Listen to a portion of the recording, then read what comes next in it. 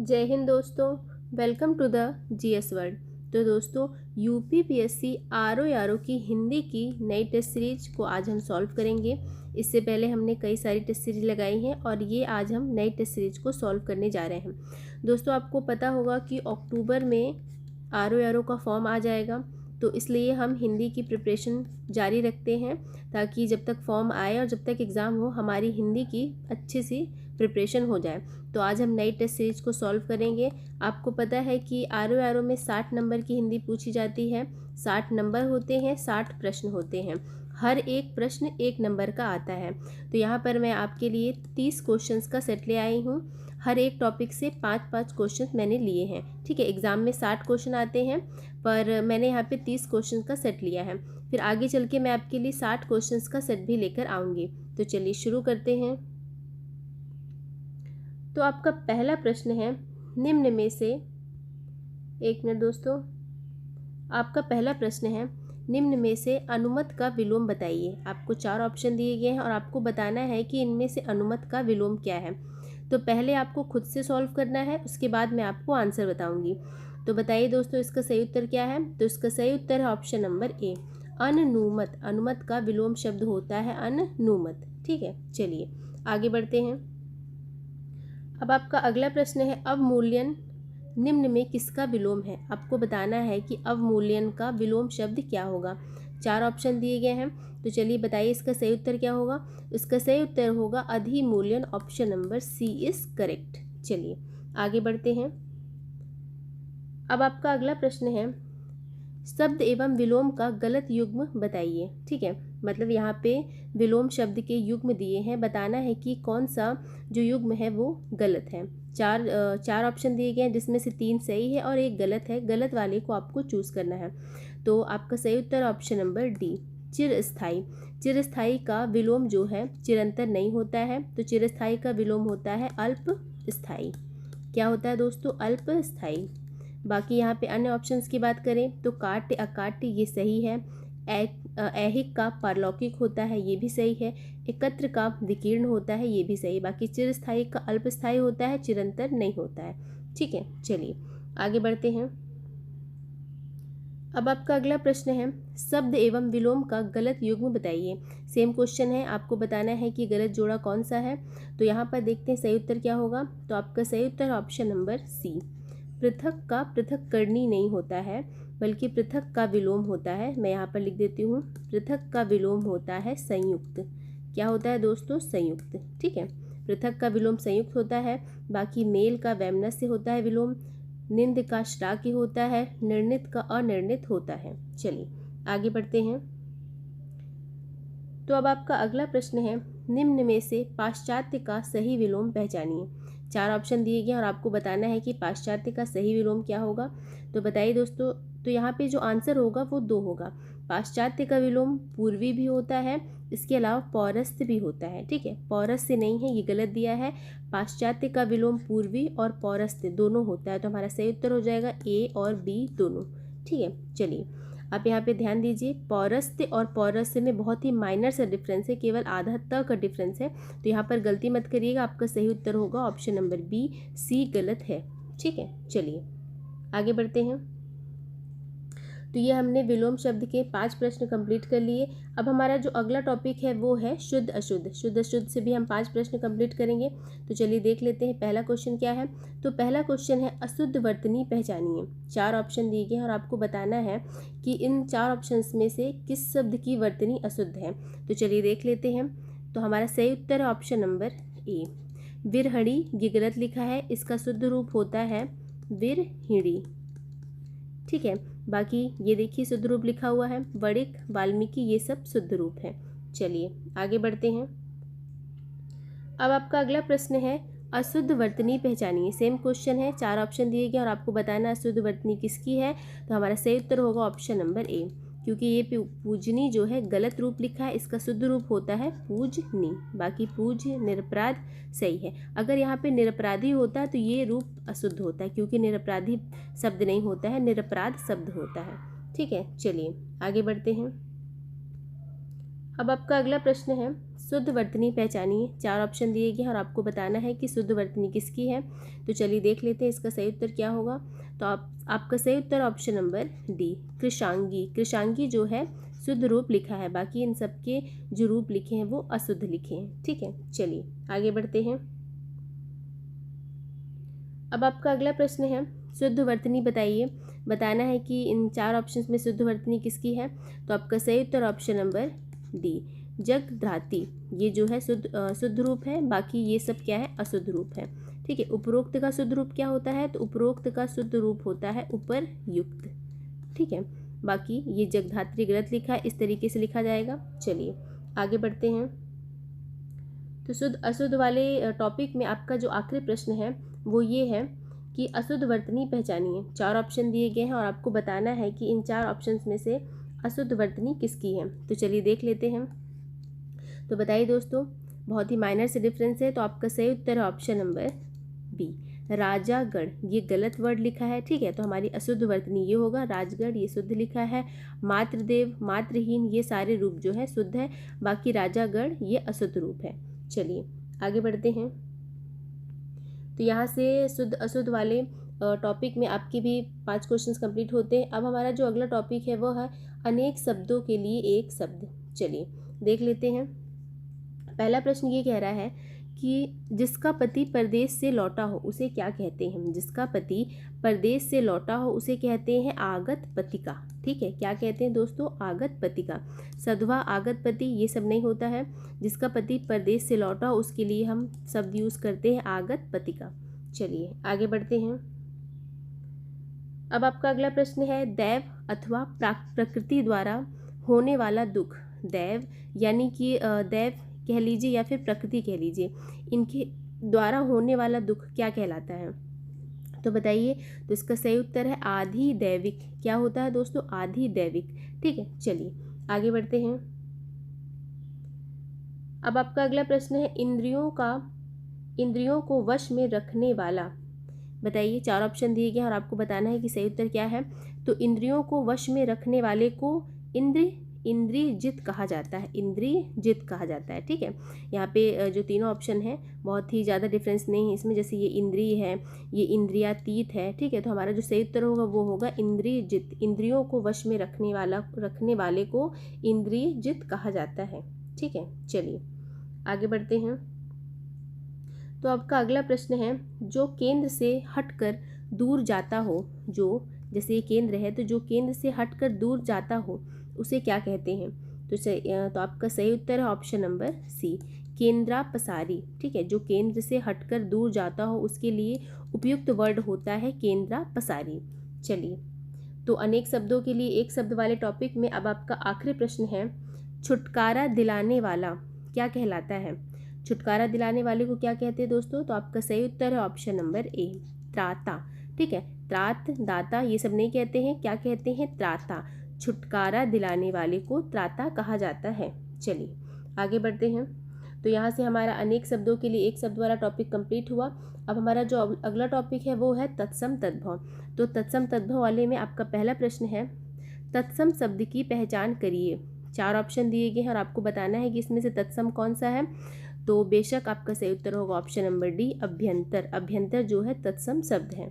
चलिए आगे बढ़ते हैं।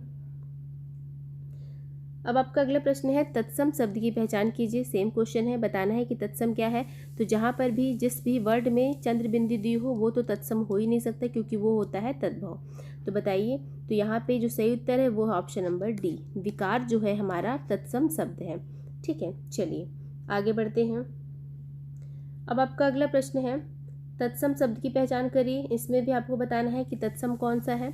तो चलिए देख लेते हैं। तो हमारा सही उत्तर जो होगा वो होगा पिषण और पिष्टिका। ठीक है, पिषण और पिष्टिका ये दोनों शब्द जो है तत्सम वर्ड है। तो हमारा सही उत्तर हो जाएगा option number D is correct, A और सी दोनों। चलिए, तो आपका अगला प्रश्न है, तद्भव शब्द की पहचान कीजिए। अभी तक हम तत्सम शब्द की पहचान कर रहे थे और आपको बताना है तद्भव कौन सा है। तो घृणा, चक्रवाक, चमत्कार ये सब तो नहीं होगा। आपका सही उत्तर ऑप्शन नंबर ए, चीता। ठीक है, चीता जो है तत्सम शब्द है। चलिए आगे बढ़ते हैं। तो यहाँ से हमने तत्सम तद्भव के भी 4 क्वेश्चन कर लिए और ये तत्सम तद्भव का 5वां प्रश्न है। तो पांचवा प्रश्न ये कह रहा है तत्सम शब्द की पहचान करिए। सेम क्वेश्चन है, आपको तत्सम वर्ड खोजना है कि तत्सम इसमें से कौन सा होगा। तो चलिए देख लेते हैं। तो त्रिगुण, शिथिल, डाकिनी, बताइए इन सब में सही उत्तर क्या होगा। तो आपका सही उत्तर है ये सभी, ऑप्शन नंबर डी। हमारा त्रिगुण भी जो है तत्सम है, शिथिल, डाकिनी ये सब तत्सम वर्ड है। डाकिनी का तद्भव जो होता है डायन होता है। ठीक है, चलिए आगे बढ़ते हैं। तो तत्सम तद्भव वाले भी 5 क्वेश्चन कंप्लीट होते हैं। अब आपका जो अगला टॉपिक है वो है विशेषण विशेष। तो अब आपका अगला प्रश्न है गीला, न्यायी और गरीब किस प्रकार के विशेषण हैं। 4 ऑप्शन दिए गए हैं और आपको बताना है कि गीला, न्यायी और गरीब किस प्रकार के विशेषण हैं। तो आपका सही उत्तर होगा ऑप्शन नंबर ए, गुणवाचक विशेषण। यहाँ पर गुणों की बात की जा रही है। जैसे अगर कोई व्यक्ति न्यायी है तो हम क्या कहेंगे, वह व्यक्ति न्यायी है, मतलब उसके गुण के बारे में बात कर रहे हैं। कोई व्यक्ति गरीब है तो हम यह बता रहे हैं कि वह गरीब है। मान लीजिए कोई कपड़ा गीला है तो हम यह बता रहे हैं कि वह कपड़ा गीला है, मतलब यहाँ पे गुणों के बारे में बात हो रही है। तो आपका सही उत्तर होगा ऑप्शन नंबर ए, गुणवाचक विशेषण। चलिए आगे बढ़ते हैं। अब आपका अगला प्रश्न है चौगुना किस प्रकार का विशेषण है। 4 ऑप्शन दिए गए हैं और आपको बताना है कि चौगुना किस प्रकार का विशेषण है। तो आपका सही उत्तर है ऑप्शन नंबर ए, आवृत्तिवाचक विशेषण। ठीक है, चौगुना जो है आवृत्तिवाचक विशेषण है। दोस्तों यहाँ पे कुछ बातें मैं आपको बता दूं, मैंने इससे पहले भी आपको बताया है। गणनावाचक विशेषण क्या होता है, जैसे 1, 2, 3, 4 ये सब क्या हो गया, गणनावाचक विशेषण। इसके अलावा हम देखें तो पहला, दूसरा, तीसरा, चौथा ये सब क्रमवाचक विशेषण कहलाते हैं। ठीक है, समुदायवाचक विशेषण क्या होता है, जैसे दोनों, तीनों, चारों। ठीक है, समूह के बारे में बात हो रही है तो ये समुदायवाचक विशेषण कहलाता है। और आवृत्तिवाचक विशेषण होता है जैसे 2 गुना, 3 गुना, चौगुना। ठीक है, एक बार मैं फिर से रिपीट कर देती हूँ। 1, 2, 3, 4 ये सब क्या होंगे, गणनावाचक विशेषण। पहला, दूसरा, तीसरा, चौथा यहाँ पे क्रम की बात की जा रही है तो यह क्रमवाचक विशेषण। और दोनों, तीनों, चारों यहाँ पे समुदाय की मतलब ग्रुप की बात की जा रही है तो समुदायवाचक विशेषण। इसके अलावा अगर हम देखें तो 2 गुना, 3 गुना, चौगुना ये सब क्या कहलाएंगे, आवृत्तिवाचक विशेषण। ठीक है, चलिए आगे बढ़ते हैं। अब आपका अगला प्रश्न है दो दो किस प्रकार का विशेषण है। ठीक है, 4 ऑप्शन दिए गए और आपको बताना है कि दो दो किस प्रकार का विशेषण है। तो आपका सही उत्तर है ऑप्शन नंबर बी, प्रत्येक बोधक। ठीक है, यहाँ पे प्रत्येक शब्द का बोध हो रहा है ना, दो दो है ना, तो ये क्या होगा, प्रत्येक बोधक विशेषण। जैसे 1, 1, 2, 2 ये सब क्या कहलाएंगे, प्रत्येक बोधक विशेषण। बाकी मैंने आपको समुदायवाचक, गणनावाचक और आवृत्तिवाचक विशेषण के बारे में पहले ही बता दिया है। चलिए आगे बढ़ते हैं। तो विशेषण विशेष वाले टॉपिक में आपका अगला प्रश्न है सतीश चंचल बालक है, विशेष विशेषण की पहचान करिए। इस सेंटेंस में आपको बताना है, सतीश चंचल बालक है, इस सेंटेंस में आपको बताना है कि विशेषण विशेष की पहचान करनी है। ठीक है, तो चलिए देख लेते हैं इसका सही उत्तर क्या होगा। तो आपका सही उत्तर है ऑप्शन नंबर सी। ठीक है, क्या होगा, सतीश चंचल बालक है। यहाँ पे सतीश की विशेषता बताई जा रही है कि वह कैसा है, चंचल बालक है। ठीक है, तो यहाँ पे हमारा आंसर जो होगा, यहाँ पे थोड़ा टाइपिंग मिस्टेक हो गई, यहाँ पर चंचल होगा। ठीक है, तो हमारा आंसर जो होगा option number C is correct. चलिए आगे बढ़ते हैं। अब आपका अगला प्रश्न है मेरा लड़का आलसी है। ठीक है, इस वाक्य में आपको बताना है विधेय विशेषण की पहचान करनी है। मेरा लड़का कैसा है, आलसी है, इस वाक्य में आपको विधेय विशेषण की पहचान करनी है। तो बताइए आपका सही उत्तर क्या होगा। तो आपका सही उत्तर है ऑप्शन नंबर सी, आलसी। ठीक है दोस्तों, यहाँ पे कुछ बातें हम जान लेते हैं। हम यहाँ पे विधेय विशेषण क्या होता है और विशेष विशेषण क्या होता है यह जान लेते हैं। सबसे पहले तो हम जानते हैं कि विशेष विशेषण क्या होता है। देखिए, जो जैसे मैं यहाँ पे एक सेंटेंस लिख दूँ, चंचल शिशु, चंचल शिशु। ठीक है, चंचल शिशु, जो विशेषण यहाँ पे हमारा चंचल क्या हो गया, विशेषण, शिशु हमारा विशेष्य हो गया, क्योंकि यहाँ पे बता रहा है कि शिशु कैसा है, चंचल है, तो शिशु की विशेषता बताई जा रही है। तो चंचल विशेषण हो गया और शिशु विशेष हो गया। तो जो विशेषण विशेष के पहले आए, ठीक है ध्यान से सुनिएगा दोस्तों, जो विशेषण विशेष के पहले आए उसे हम कहते हैं विशेष विशेषण। ठीक है, ऐसा विशेषण जो विशेष के पहले आता है उसे हम विशेष विशेषण कहते हैं। तो यहाँ पर हमारा जो चंचल हो गया ये हो जाएगा विशेष विशेषण। ठीक है, अगर यहाँ पर लिखा होता, अगर यहाँ पर ऐसा लिखा होता शिशु चंचल, शिशु चंचल, ठीक है, तो जो विशेषण विशेष के बाद आए वह हमारा विधेय विशेषण कहलाता है। ठीक है, तो मैं यहाँ पे क्वेश्चंस में ही समझा देती हूँ आपको। जैसे इससे पहले वाला क्वेश्चन क्या था, इससे पहले वाला क्वेश्चन था कि सतीश जो है चंचल बालक है। सतीश कैसा है, चंचल बालक। यहाँ पे बालक की विशेषता बताई जा रही है, सतीश की नहीं। सतीश तो नाम है, यहाँ पर सतीश को बालक डिनोट किया गया और हम यहाँ पे बालक की विशेषता जान रहे हैं। तो यहाँ पे बालक की विशेषता बताई जा रही है कि वो कैसा है, चंचल। तो यहाँ पे अलग, अगर हम अलग से लिख दे चंचल बालक, ठीक है, तो यहाँ पे बालक की विशेषता बताई जा रही है कि वह चंचल है। तो पहले क्या आया, विशेषण, बाद में क्या आया, विशेष। तो हमारा सही उत्तर होगा, विशेष विशेषण बन रहा है, तो हमारा सही उत्तर होगा ऑप्शन नंबर सी, चंचल। ठीक है, इसी प्रकार से अगर हम अगला प्रश्न देखें, मेरा लड़का आलसी है। कैसा है, मेरा लड़का आलसी है। यहाँ पे लड़के की विशेषता बताई जा रही है कि वह आलसी है, और विशेषण यहाँ पे बाद में आया है। विशेषण बाद में आया है और विशेष से पहले आया है। ठीक है, विशेष से पहले आया है और विशेषण बाद में आया है। तो यहाँ पर अगर विशेषण बाद में आए और विशेष से पहले आए तो ये बनता है विधेय विशेषण, और यहाँ पर हमारा विशेषण क्या है, आलसी। तो हमारा सही उत्तर हो ऑप्शन नंबर सी। ठीक है, तो ध्यान रखिएगा दोस्तों, अगर विशेषण के पहले विशेष्य आता है तो वो विधेय विशेषण कहलाता है, और अगर विशेषण के बाद में विशेष्य आता है तो वह विशेष्य विशेषण कहलाता है। उम्मीद है आपको ये कॉन्सेप्ट क्लियर हुआ होगा। यदि आपको ये कॉन्सेप्ट न क्लियर हुआ हो तो आप एक बार वीडियो को रिवाइज करके देख लीजिएगा। ठीक है, चलिए आगे बढ़ते हैं। अब आपका अगला प्रश्न है, पर्यायवाची के 5 प्रश्न शुरू होते हैं। तो पहला प्रश्न है, महादेव शब्द का सही पर्यायवाची निम्न में से कौन सा होगा। ठीक है, 4 ऑप्शन दिए गए हैं और आपको बताना है कि महादेव शब्द का सही पर्यायवाची निम्न में से कौन सा होगा। चलिए देख लेते हैं इसका सही उत्तर क्या होगा। तो बताइए दोस्तों, तो इस क्वेश्चन का सही उत्तर है ऑप्शन नंबर डी, ये सभी। महादेव का जो सही पर्यायवाची ये सभी होगा। भव, भूतेश, शंभु, ये सभी जो है महादेव के पर्यायवाची हैं। ठीक है, चलिए आगे बढ़ते हैं, फटाफट से 5 क्वेश्चन कंप्लीट कर लेते हैं। तो अगला प्रश्न है, धनाधीप एवं राजा राज किसका पर्यायवाची है। धनाधीप एवं राजा राज किसका पर्यायवाची है। तो बताइए दोस्तों सही उत्तर क्या होगा। तो आपका सही उत्तर है ऑप्शन नंबर डी, कुबेर। धनाधीप और राजा राज कुबेर का पर्यायवाची है। चलिए आगे बढ़ते हैं, अगला प्रश्न है, विघ्न विनाशक निम्न में से किसका पर्यायवाची है।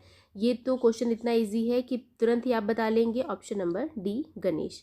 ठीक है, गणेश को विघ्नहर्ता, विघ्न विनाशक कहते हैं।